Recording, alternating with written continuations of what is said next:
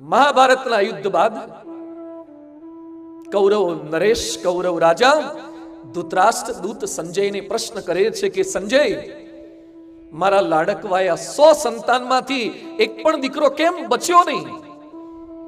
5 પાંડવોનો જય જયકાર થયો અને 100 કૌરવો અધોગતિને કેમ પામ્યા?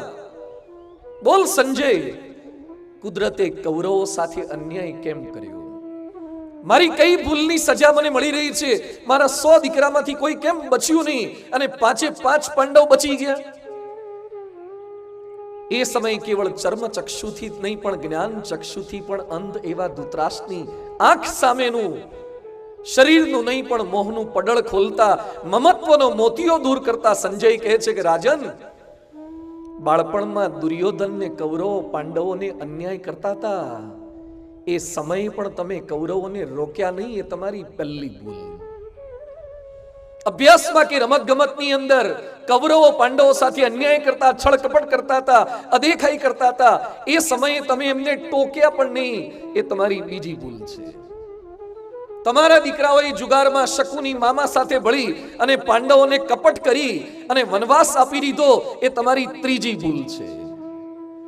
પોતાના સગા ભાઈઓને જીવતા સળગાવી દેવા માટે લાક્ષાગૃહની રચના કરી કે 5 પાંડવો કુંતા સાથે મરી જાય, આવું લાક્ષાગૃહ બનાવ્યું તમારા દીકરા દુર્યોધને કૌરવોએ, છતાં તમે ઠપકાનો એક શબ્દ બોલ્યા નહીં. એ તમારી ચોથી ભૂલ.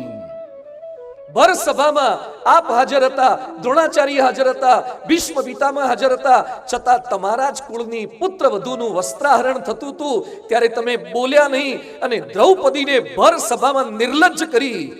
તમે સંતાનોને શિખામણનો એક અક્ષર પણ કહ્યો નહીં. એ તમારી 5મી ભૂલ.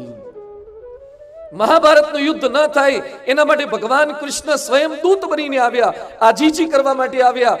એ સમયે ભગવાન કૃષ્ણની વાત સાંભળવાને બદલે તમારો લાડકવાયો દુર્યોધન કૃષ્ણને કેદ કરવા માટે જતો હતો, બંદી બનાવતો હતો. એ સમયે તમે વાલ સોયા દુર્યોધન સામે કરડી નજર પણ ન કરી. એ તમારી 6ઠી ભૂલ.